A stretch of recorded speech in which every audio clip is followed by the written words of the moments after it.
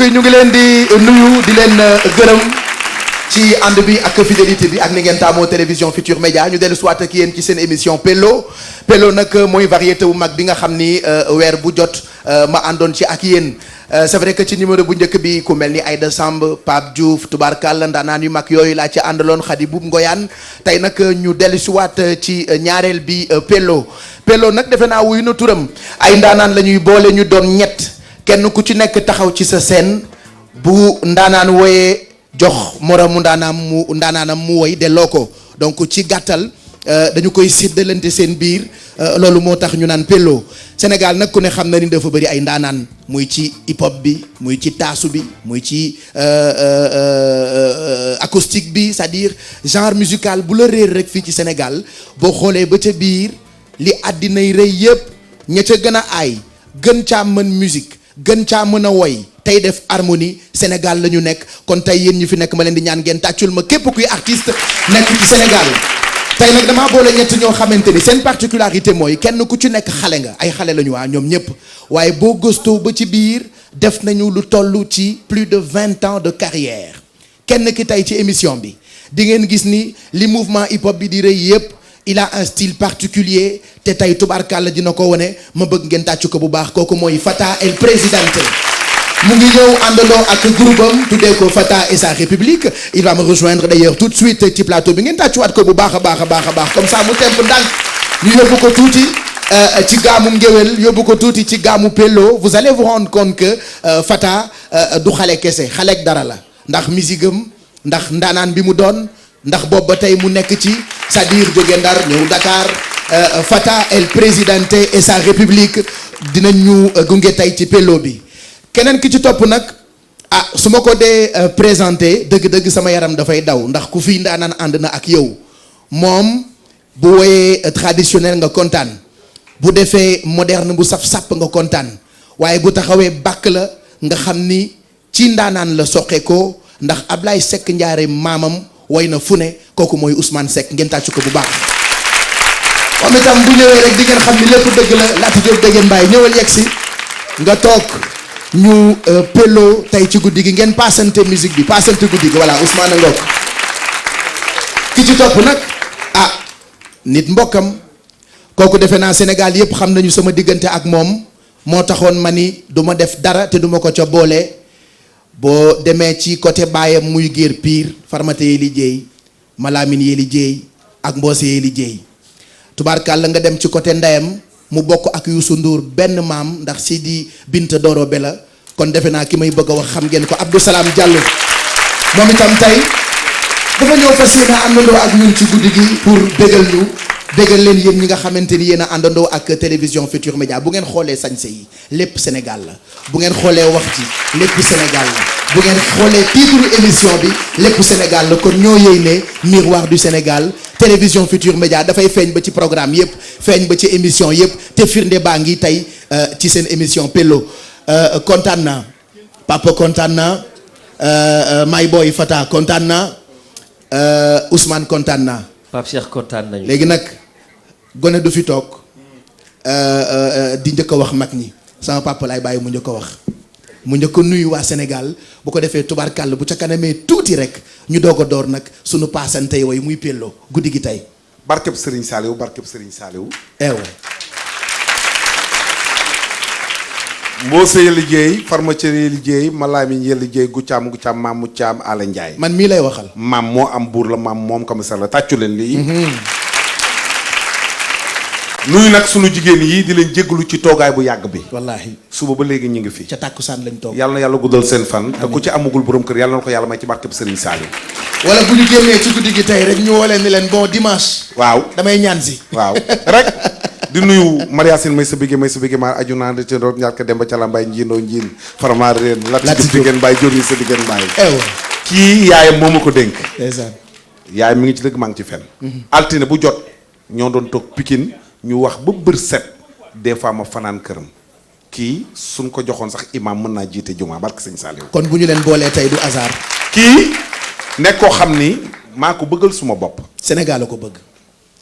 maire yeeg paa yeeg ñëpp bëgg ko. wallaahi yàlla def ma taseeg moom màggalu Touba.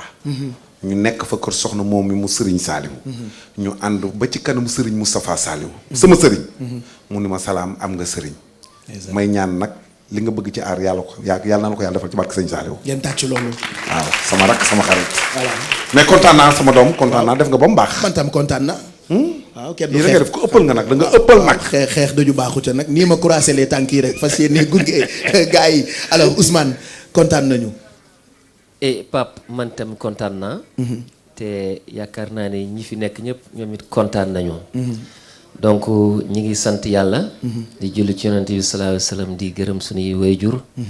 et di sant Serigne Touba suñu wasila di ñaanal Cheikh sa waaw di ñaanal Cheikh Sidi Mokhtar mu yàgg fi lool te wér di siyaare sama Serigne Cheikh Bass mu Cheikh Abdou Khadar et maa ngi nuyu ñëpp di jégglu comme ni nga ko waxee toogaay bi yàgg na waaye lépp loo gis rek ndeysaan cofeel moo fort wallaahi bi nga xam ni li ñu fiy toog li mu yàgg ñëpp a ngi toog ndeysaan macha allah.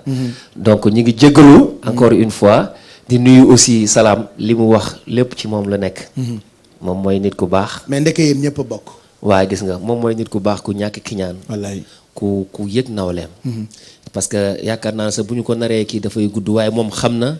man xam naa. jeex na waaw te Fata aussi. ñu ngi koy nuyu parce que macha allah. ni nga ko waxee rek. mi ngi ci mi ngi def waar. et puis li ci neex mooy c'est-à-dire Fata mënoon na ne bon d'accord damay toog quoi seetaan ba xam waaye tey dafa ne damay ñëw. bu salaam taasoo ba traditionnel. Ousmane bu wooyee ba ambiance ma rab ci kaw. kon Fata ndokkale. waaw. ndokkale maa ngi ziar Pape Cheikh Diallo di ziar téléspectateurs yëpp ñu toog seen kër di seetaan. tàmbale si ñi toog fii sànq ba léegi di leen balwaax di leen baal. di kontaan ci invitation bi ngeen ma jagleel TFM passant par yow. parce que il faut croire à quelque chose pour mën ko teg nit ñi gis ko. maa ngi yëngu ba léegi ci live di jëm a wane sax un peu l'esprit que je fais. mais il faut y croire pour mën mu tegu quoi. tàmbalee ci salaam bu mu ko mës a gis ci ruq. ñu daje fenn muy gis may yëngu. mu fekk ko moo ko toj sax mais dafa ni ma lii rek dafa war a feeñ ci télé bi. mu nekk nit ku ñàkk ki ñaan ku baax. koo xamante ni fu ñu gisantee moom.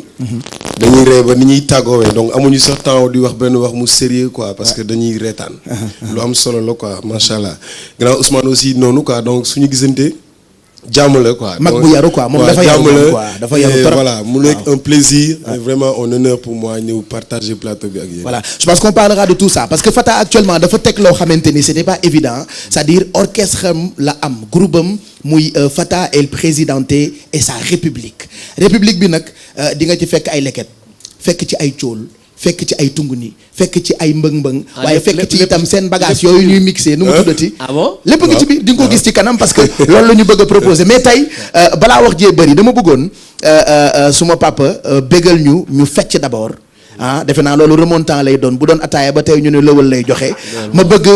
d'abord nga may ñu exclusivité balaa nga ñuy proposer live ci traditionnel dafa am lu bees loo xamante ni bëgguma ñu wax ci dama bëgg rek nga may ñu ci ñu bégal ñi seetaan bégal ñi fi nekk xaw a yéegal niveau waaye tàccu leen loolu bu baax waaye tàccu leen ko bu baax a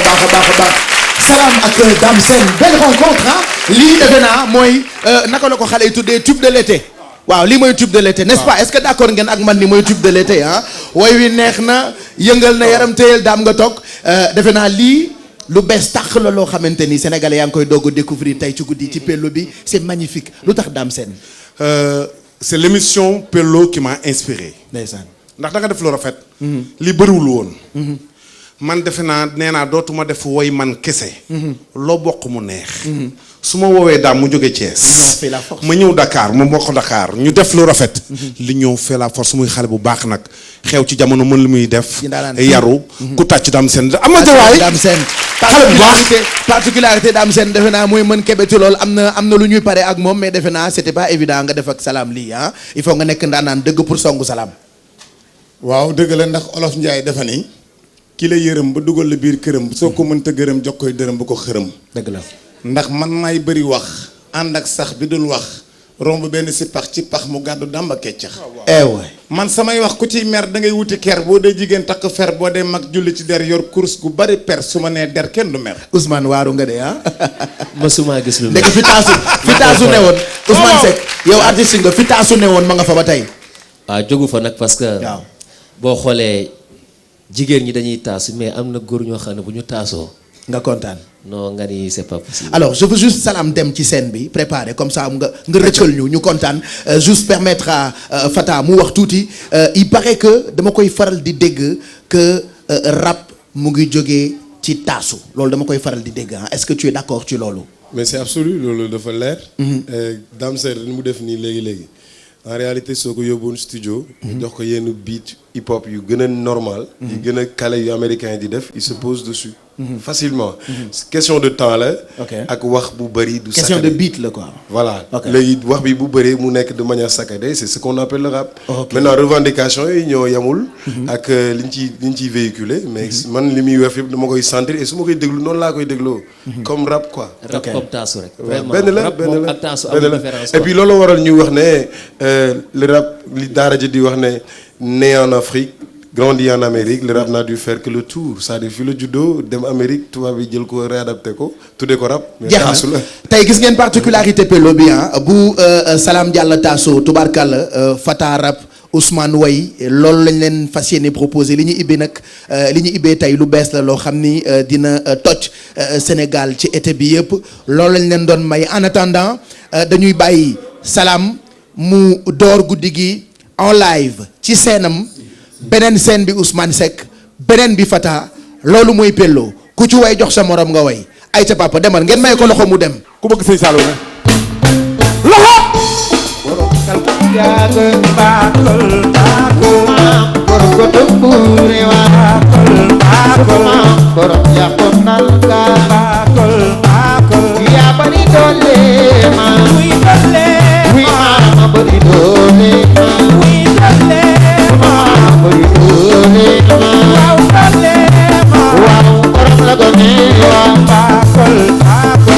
Touba Darou Salam Touba Darou Minam Touba Darou Khoudoss ku sopp sëñ Saliou sa loxo ca kaw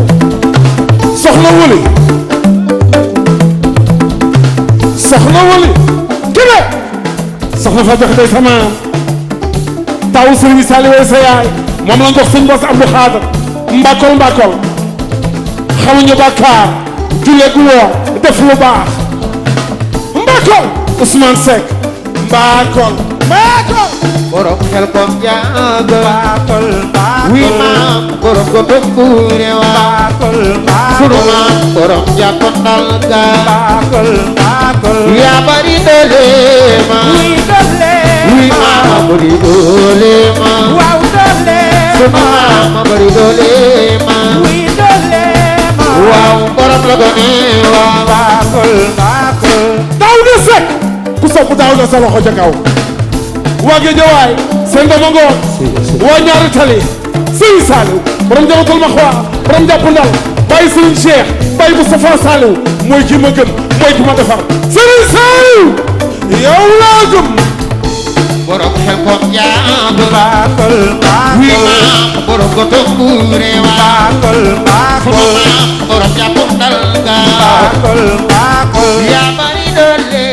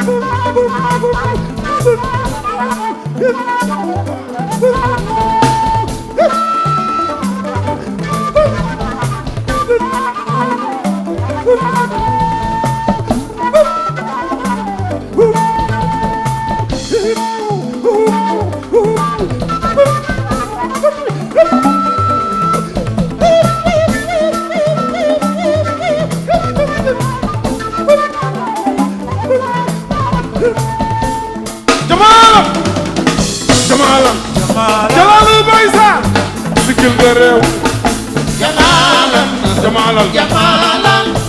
jamaanu laay bay saal sigil ko réew mi sant naa yàlla ba ma defee Baay Faal ma ànd ak Tilala Faal fas yéene gëm Cheikh Ahmad Bamba jamaalan jalaalan jamaanu laay bay saal sigil ko réew mi buur yàlla kenn la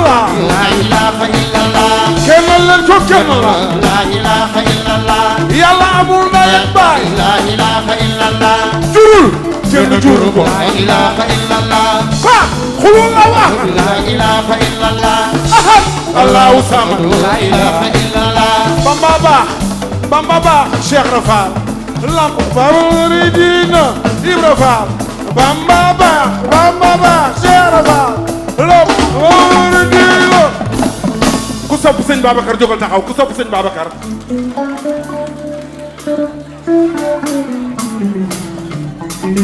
ana Tijaan yi loxo yàlla siyaara may bari fay toog aayu ko mama na yaa do gonal bay biti mama bëgg naa taalibe Cheikh respecté naa taalibe Cheikh ngor ga ca may baax ga ca may ma bëgg Sëriñ Babacar wuy ma na dem siyaara may bari fay toog aayu ko mama na yaa do gonal bay biti mama soxna Fatou si sawaane jow fu taay sama soxna Fatou si dundal mama na yaa ketal manayra bimin masayawo yaa way manayra bimin masayawo Pape Cheikh may leen ma retour waay dégguma sama bopp waay retour micro retour Moussa Diouf kaay Birame Ndieng kaay Pape Cheikh da ngaa bëgg ay woy tey ñu woyal la woy ci sëñ Babacar borom bone kaare bi borom sàkkara yàlla bi sëñ Babacar Mame Alhaji Malick nga taalibe Cheikh du jëw taalibe Cheikh du sàcc taalibe Cheikh bu léegi naan day nelaw yandoor yeewoo ci àjjana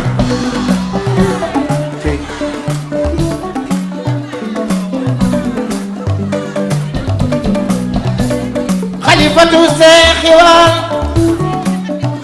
muxtaar yaa Sidi Ba yaa fi fajal dina ay daatanam te ñepp la war du sa jabak uma bil am naa i moo ko yeyoon daan sa daagi ni te sax moo di bar mi ko jar minal basidin majidin basidin majidin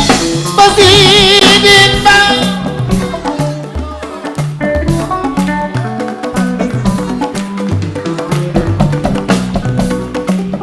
yaa leen gëne waay Muhammad yaa leen gëne yaa leen roye waaw Muhammadu Rasulullah kenn du moomey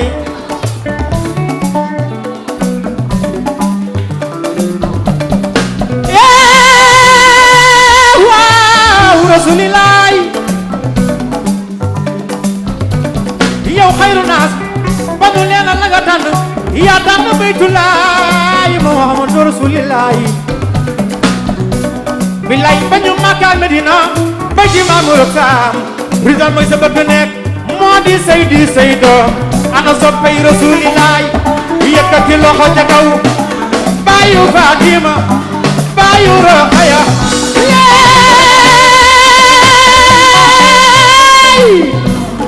Muhammadu yow yaa nu gën waaw tàcc la Birame Ndieng Moussa Diouf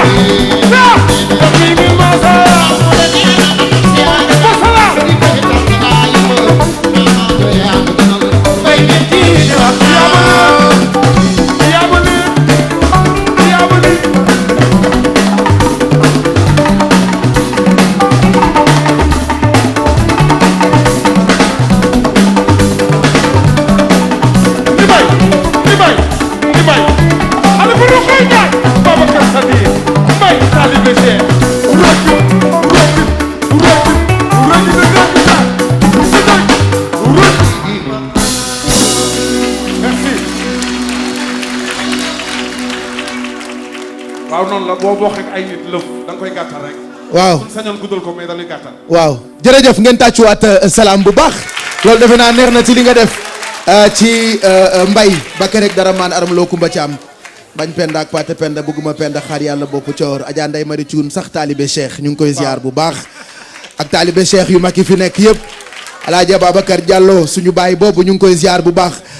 kontaan nañu lii mooy wane sa particularité ci scène di nga ambiance waaye itam ku bëgg a dégg woy dégg ko ci say spectacle luy sa secret. waaw sama secret ku xam aji ndañam Kumba Joor Saneex ma Samba Jéey xam sama maam jooju kii nga xam ni moo toog nii muy borsolaam borso kaay Saneex ma Samba Jéey man ñi ñoo ma yar waaw kii bu taggee da ngay nelaw moom sama yaay la kii jegesil damaa bëgg moom nga taggal ma ko ci Mbossé ya liggéey bu xam man li ma am ak li ma laaj fan laa ko jëlee waaye bàyyi ma wax ko lu baax may sa faal numbe Baba Fall numbe ndax sama baay ba ca kër ga Alaaji Yugo Mbuub Baba Njëme njàmbaar ga ca waalo ma Yaasin Demba Daam ala baadoola waaw ñëwal toog nii waa daman asalaamaaleykum Pape Cheikh Diallo asalaamaaleykum public bi asalaamaaleykum Salam Diallo Abdou Karim Diallo la sa baay tudd mbokk baayam mbokk ndeyam Cheikh naa Tidiane Diallo baayu Babacar baayu Pape Cheikh Diallo mi toog loolu am na Mbossé ya liggéey demal Farmata ya liggéey demal Malamine ya liggéey demal borom maami officier yi borom maami commissaire yi borom maami avocat yi borom maami ministre yi ndar bi masa te seen maama nga mar mi yàlla ndar waaye Salam Diallo mi ajaratu la dëggan Samb la nuy wooy yaay Sira Samb la bàyyam tudd doom woon a bàyyam waaye du bàyyi ñëw na ci doomam a ngi déglu bàyyam waaye Salam ci kër magam nga ko woo tàccu leen bu baax ajaratu Bor Salam léegi nag Sira leel ñaay sa maam Sira kumbalaw beeg buubu kumbalaw beeg ab sa kumbalaw beeg kuré jël yaa idi lay ci ngalan kaman moo la Ousmane si kupaate Samba la gën mbokk yaay ma Adja Ndeye Mari Cuun dengoñ mi ci ngaraaf irim ndey la mi ci lambaay ma soojal dem mi ci ndimmee gi leen bi bajeeg mbooloog aram mbaay ñëw may sa ajaratu Ndey ñang Kumba Joor sa maam Momar Taala bàyyam a ngi ci tata ji waay daa ngoon joor la bàyyam tudd mari ngoone binte gay mi timbi gem ma sabe dembalem ngoñ banga badani ngoñ ki takkatulub téere laaltulum ndombo kollu baadi jan waaye ajaratu Ndey ñang Kumba Joor mbokk ndey mbëkk Samba ak mama ngañ waaye Kumba Joor mbabba ma jigéen du me Saneex la gay ne sa maam la ñu jëm kàddu mbaari mbaara ko ngewul kër yaayam may sa kuro joob ak may sa lat gaynde ak may sa mi ci kër njóoba daa ngoone penda fay mi ci njaar gi ci mbaakol ma Samba borom seere nga mbaadaan seere nga ngol seere nga Samba Sadio seere nga baari ndox la koy gaari ma Samba bu ko jooyloo jërëjëf Lam jërëjëf bu ko jooyloo jërëjëf bu ko jooyloo Ousmane waxal ak Salam waaye Salam nag yaa ko ni mu ñëw wax la lu baax dëgg Salam yaa nga woo pour mu jooy la loolu nag gars yi yaa woo ku la xam mu tagg la nag waaw tamit nag waaye Salam nag bu fi jooy nag tamit nag ay Salam waay léegi kaay door ma xoola Fata toog naan waay gaayen yaa ngi jooy quoi lii neex naa tàccu leen bu baax tàccu leen xam sa bopp xam sa bopp dafa neex Fata yow yeboo nga régler say mag nga toogal léegi balaa may wax ak yow moom weer bi nekk kaay door ma léegi demal nga won ñu fi nga mënee bismillah demal nga won ñu fi nga mënee yow ak sa république donc Fata elle présidenté et sa république juste permettre sama papa jooy ba pare ñu bàyyi Ousmane itam xandal baat bi tuuti tey ci pello ngeen tàccu Fata elle présidenté il va nous proposer tout de suite moom tamit live boo xamante ni di ngeen ko comprendre li nga xamante ni moom la fas yéene teg fii ci Sénégal Ousmane boo gisee xale yu mel ni Fata mi di góorgóorlu bu baax di teg ay mbir qu'est-ce que lan la lay inspiré li may inspiré bari na parce que Fata yàgg naa ko suivre nekk na xale mais ku ambitieux la et boo gisee musique bi mooy avancé nag parce que rap autant wala yooyu daawoo dégg ak orchestre bon war a bokk bariwul woon mais léegi pratiquement boo demee ba Fata ñëw di la présenter en live rap vraiment yàkkamte naa trop déglu li may jox live quoi. ok loolu la ñuy waaj a déglu léegi nii gis nga ko defe naa Salam tey boo toogee ba ñoom ñii xale yi di débrouiller itam di teg ay orchestre def seen ay spectacle da ngay kontaan parce que loolu nga mës a bëgg ci xale yi. waaw damay kontaan rawatina Fata seetaan naa ko mu joué fa nga xam ne mooy Villa Cristal. J'étais vraiment ébahi ah. dama ñëw fekk ko mu taxaw. teg xalam teg woykat Mbène Diatta. dafa dellu ci cosaanam rek. ndax ñun man d'accord du ma ne bañ naa rap. mais aussi dama bëgg nit ku bëgg cosaanam. même booy rap nga boole ci li nga xam ne moom ci moom lanu moom. dafay neex. bëgg sa bopp ci xam sa cosaan la bokk. xam sa juddu. xam fi nga bokk. sama tànn borso bi mu waxee léegi da ngaa jooy. loolu mooy firnde ni boo nekkee ci réew da nga war a bëgg sa askan. bëgg fa nga bokk. bëgg cosaan. te yow wane nga ko. donc defe naa fa nga bokkee ak Fata. donc Fata la ñuy bàyyi léegi nii mu proposé ñu live bi. Fata et sa république ngeen tàccu ko bu baax mbokk yi tàccu leen ko bu baax waaye Fata dafay dellu cosaan tey ci Pello. c'est parti xalam gaa ngi jooy ci suuf Mbène Diatta ngi taxaw ak ndaanaan yi mu àndal ñu bàyyi ko mu dem moom ak république am gis ngeen ci leket gis ci itam instrument yi nga xam ni Afrique ko moom Sénégal moom ko waaye moom daf ci hip hop ngeen gis particularité Fata El Presidente et sa république.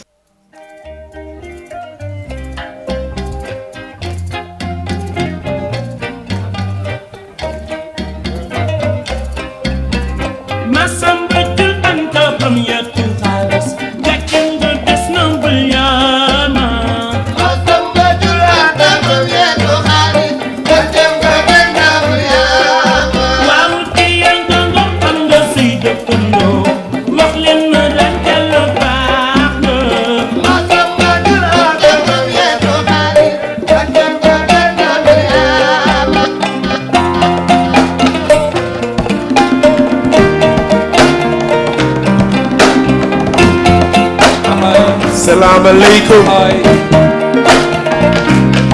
Salam alaikum. Salam alaikum. ñu ngi leen di nuyu. di leen ziar. ana waa Pello. gisuma leen. tàccu leen may gis. waa TFM. ñi di seetaan. ñi toog fii. ñu ngi leen di bëggee. salam alaikum. salam alaikum. salam alaikum Ousmane. Pape Cheikh ñu ngi bëggee. salam alaikum. ñu ngi leen di bëggee. ñi fi toog ñëpp. salam alaikum. tàccu leen ngeen dégg way yi.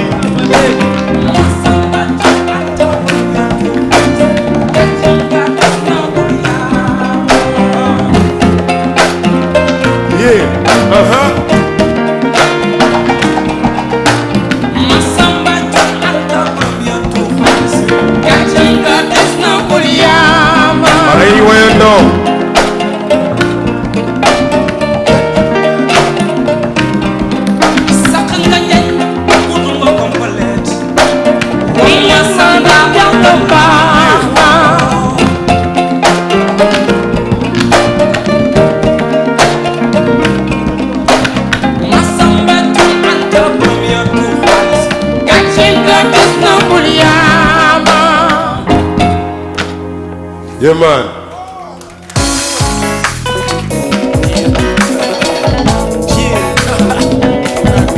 waa seen loxo yi laay bëgg a gis muy daje wala boog. say what? all right y'all.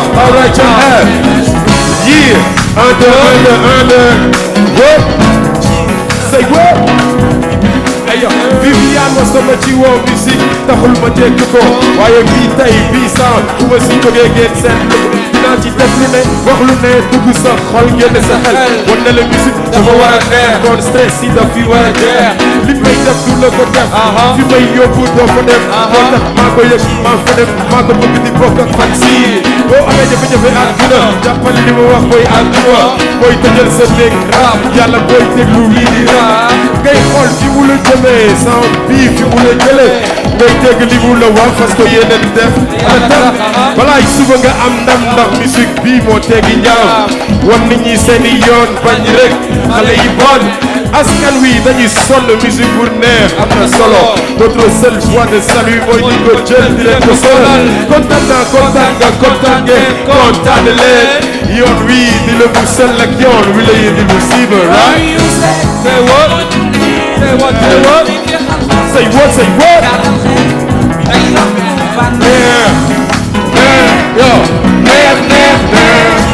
hey gisu wala what music say what moo ñu ne day dana xam ci what day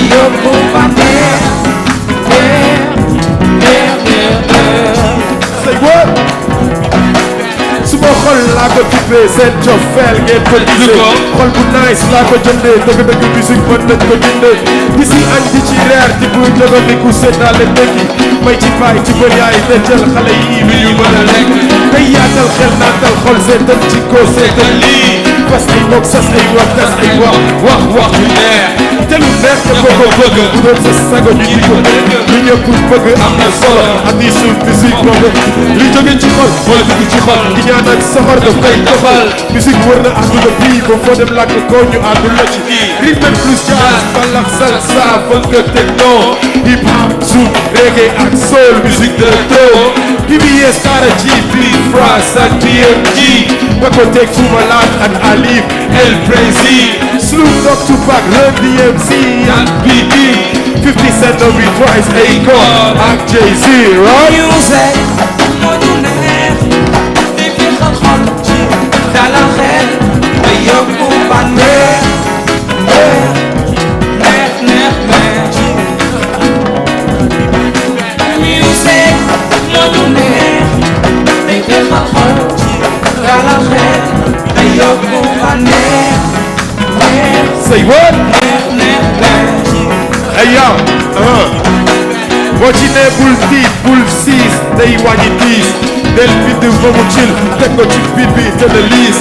at least jàpp nga ne musique day yokk biis bul ñàngal sa kanam réewal ma dóor la ay biir lu ñuy def mu neex lu ñuy waaje def mu neex musique di yokk bànneex bi yokk ci man neex fu ma fële ñu war ma mbégte yoon wii laa lay tegtal kon neel tekk tey toog teg sa mañe toog waaw seen loxo laa bëgg a gis waa loxo yi ci kaw ñu toroxal seytaane rek dama bëgg ñi bëgg musique dëgg te muy dëgg si ñoom ñuy tàccu may gis ñuy tàccu muy riir wala boog mais wala ñaari waaw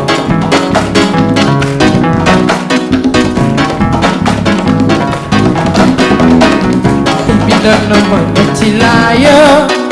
ci suuf waay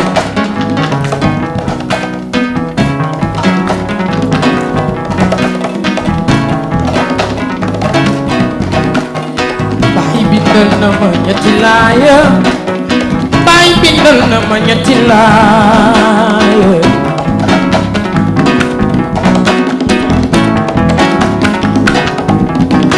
Fata baay bindal na ma ñetti laaya say what baay bindal na ma ñetti laaya xoolal bi ma sangoo bi ma naan ko bi ma def ko ma saar bi may woye waaw ay tàccu leen benn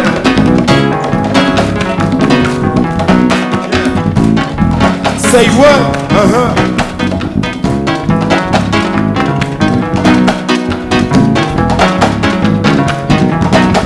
music moo ñu neex te fekk xol dala xel te yokku bànneex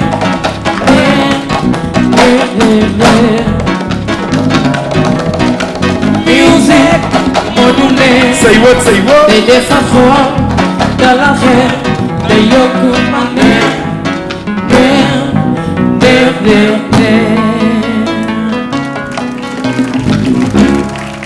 Bravo. Magnifique. On applaudit encore très fort. Ngeen tàccuwaat bu baax. Mister Fata El Presidente ak sa république. Fata da nga ñëw rejoindre ñu léegi ah. C'est vrai que ce groupe fi ñu taxaw noonu restez sur place na groupe bi nekk foofu Ousmane. nga pël de. gis nga feneen fi ce groupe nekk nañu foofu est-ce que mën nga dem taxaw foofu ñu xool tàccu leen Ousmane mu dem taxaw foofu. ñu wan leen luy pelloo. léegi ñu wan leen luy pelloo ci ñetti scènes yu bokkul tous les artistes ku ci ne fu la neex tëggee alors defe naa Fata lii concept la boo xamante ni depuis un moment yaa ngi ko teg Sénégal te ñii ñëw di consommer say spectacles ñu ngi koy rafetlu. ouais en vérité c'est une continuation parce que amul woon rap sénégalais bi dem na ba toll foo xamante ni xam nga le public en avait besoin d'écouter yeneen affaire mu évoluer parce que le monde actuel du hip-hop évolue vraiment mu ngi dem ci kaw donc ñun il faut que ñu innover quoi donc innovation bi itam du lu dul jël li ñu moom boole kaak li nga xamante ni moom la tubaab yi jàpp ni mooy hip hop so ñun ñu mixé ko mu jox nu lii nga xamante ni au moins di nga sentir loo xamante ni c'est africain mais dina nekk ci ay normes yoo xamante normes hip hop carrément quoi ngeen tàccu Fata bu baax waaye tàccuwaat leen ko c'est magnifique hein, c'est très original Salam gis nga ci wax naa ko sànq gis nga ci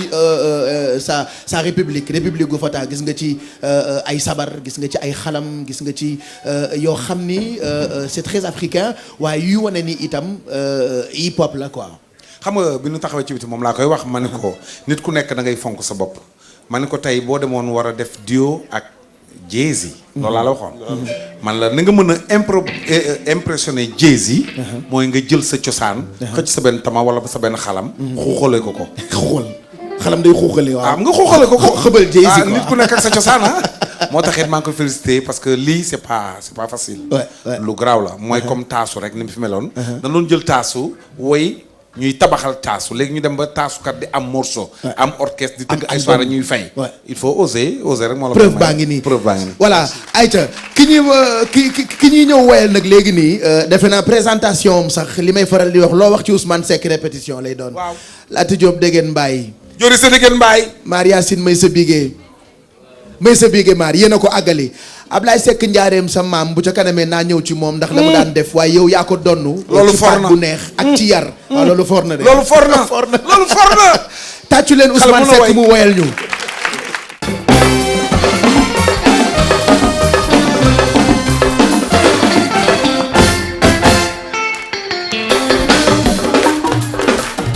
ana loxo yi ci kawaay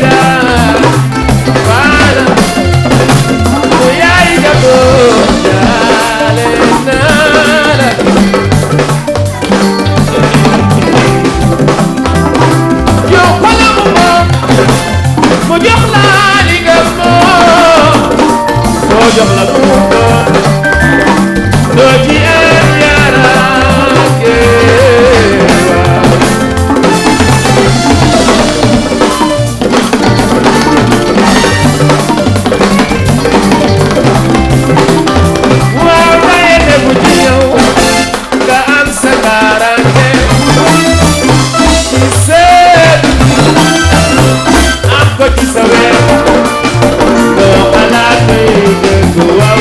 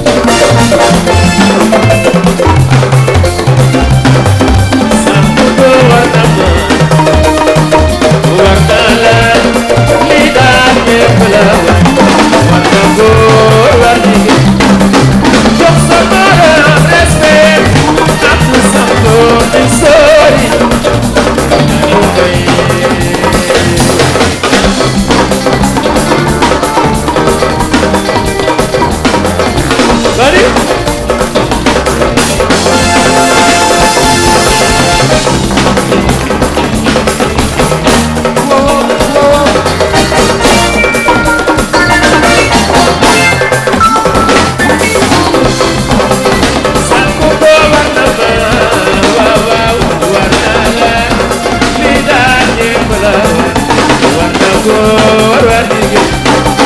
jox sa borom respect pour sali bi sori bu bay waaw aca fay waaw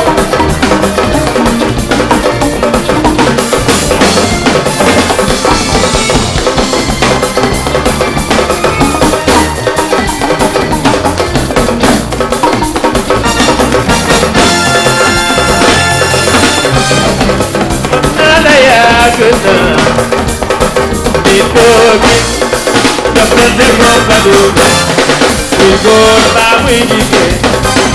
asan waa ngi lay gërëm Abdou Sambo bi sori de cette preuve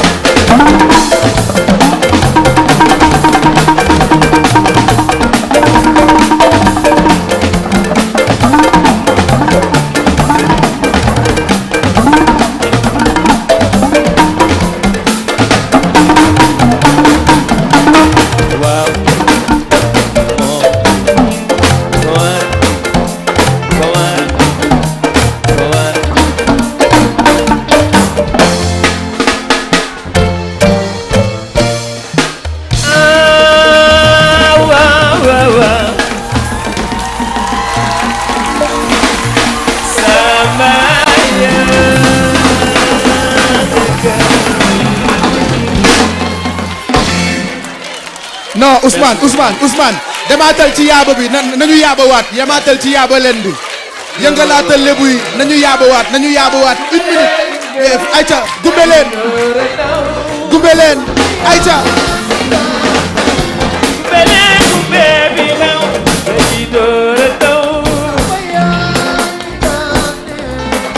ci xaaxaan waxtaan ba ci sëñ yee diri ma ci xaaxaan waxtaan ba ci sëñ yee diri ma ci xaaxaan waxtaan ba ci sëñ yee e kaba yow du tega jël man ndeysaan e kaba waa may sa bige kor xaar yàlla mani tege ma faate bu dul woon ak saa yaay boy dina biir beew tas ko waaw waaw moo ko wara ko wara ko wara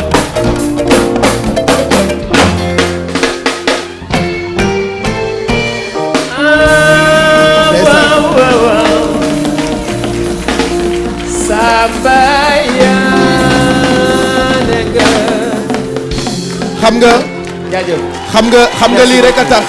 sénégalais yi di xëccoo ay spectacle am lii rek a tax sénégalais yi di xëccoo ay soirée moom Ousmane Seck alors dañu lay bàyyi nga demaat ci beneen morceau dañu lay bàyyi nga demaat ci beneen morceau ah waaw nga bégal ñu ñu lii for na ndax pello ah li for na li sama yaay naan lii dara fayu ko lii dara fayu ko dara fayu ko waaw lii neex na lii dara fayu ko lii neex na ci leen Ousmane Seck encore mu bégalaat ñu tey ci pello bi toute la soirée ci télévision Futur Média dama bëggoon nga xool ci man yow maa sama sopp dooni duñu ree yow maa sama sopp dooni duñu reeta waaw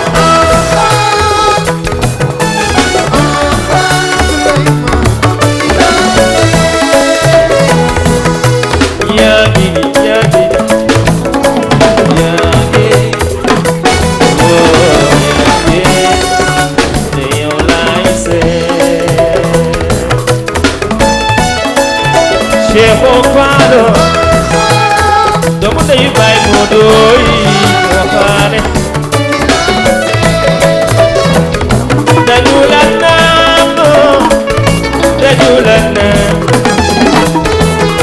la naan tey su doon nana bu doon ñoo ci ni ma ko gisee bu doon ñoo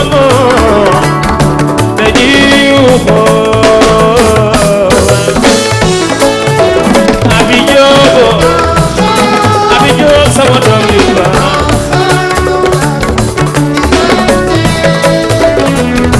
ñaar ñu bëggante la ca war mooy maandu ca ndax bu ñu bëggante coono dikkal na leen coono bi ci bëggee looy Cheikh Fall mu méttee ku koy werante boo badala del Salam Diallo e fata sama xarit la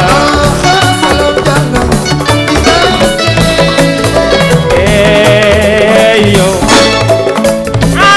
sama soppe nga waaw bul déglu waxi noon yee dañu lay jey naan la lii la mu doon man la dafa yomb lool daa yomb lool bul ma déglu ñi Pape Cheikh Diallo xoolal ci man Pape Cheikh Diallo kooku daal sama xarit la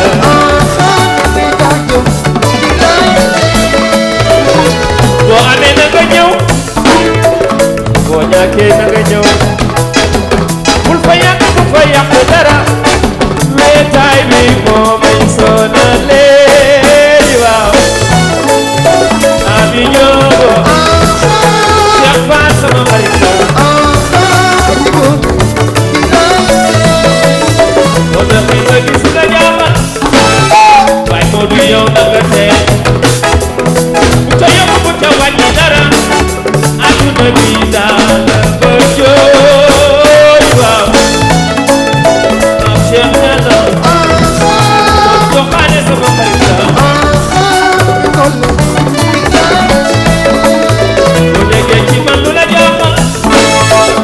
sugu naa nanga tey na ko leer ba mu leer la bari seytaane daa bari doole ame sugu naa gàcce ba sama bari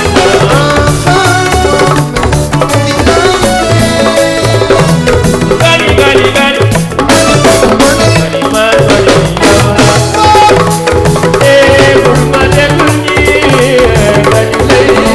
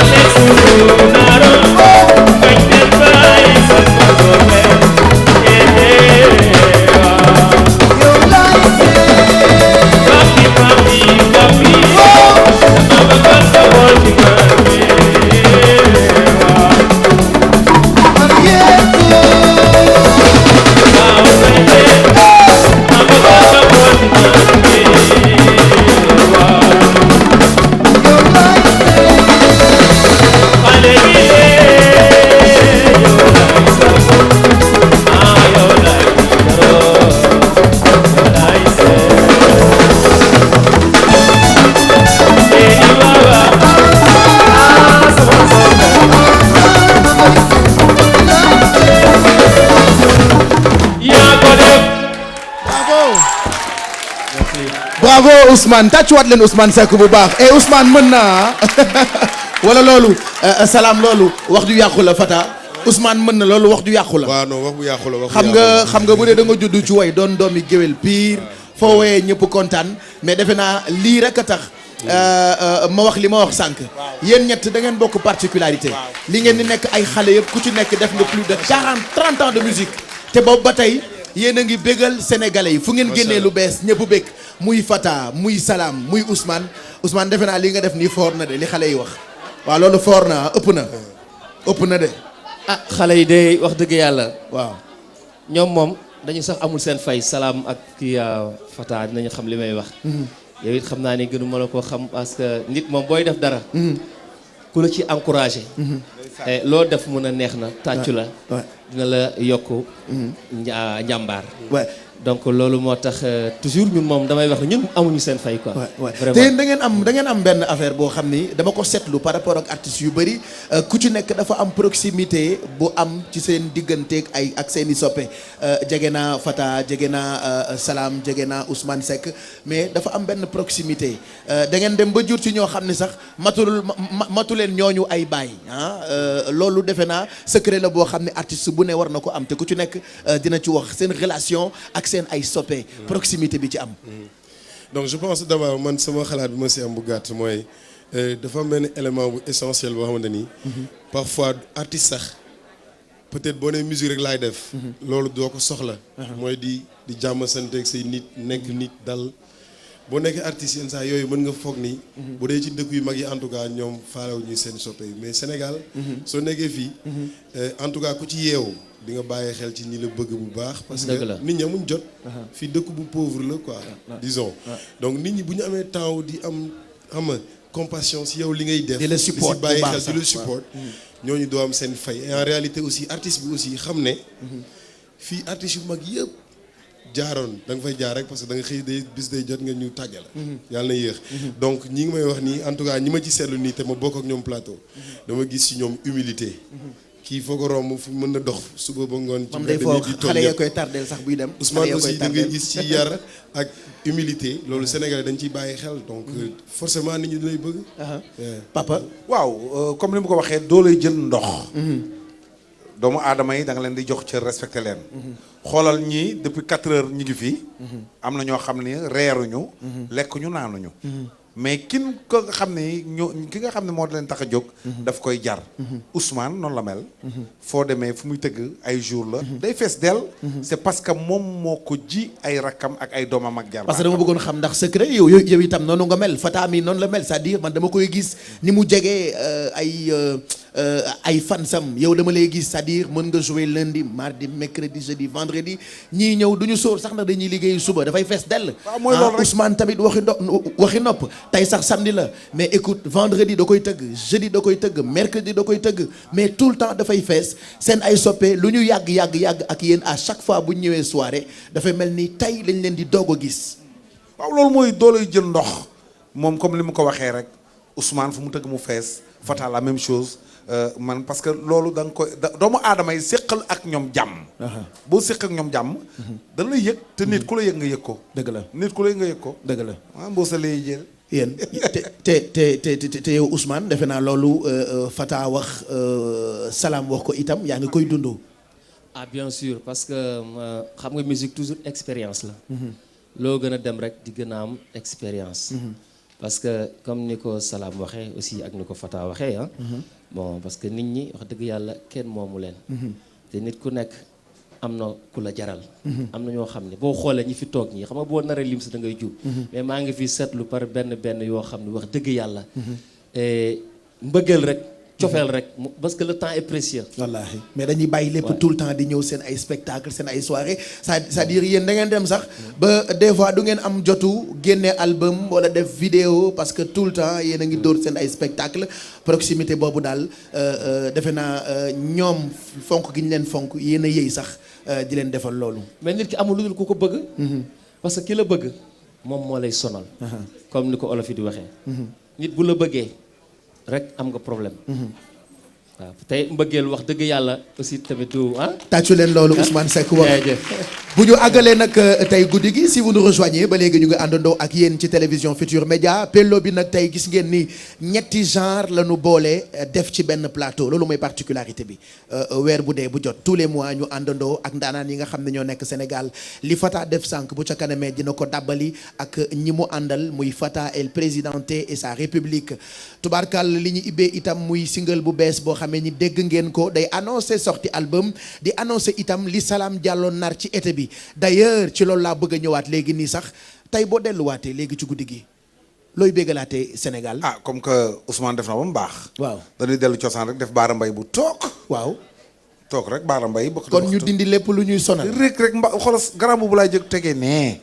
ñu Baara Mbay rek tàccu leen loolu Salam delluwaat sur scène ak Nokos Band en live ci télévision Futur Média lii nag mooy Pello ñu béggalante guddi gi yëpp ngeen mën a kontaan comme ni ma koy faral di waxee seeni xol mën a féex ayca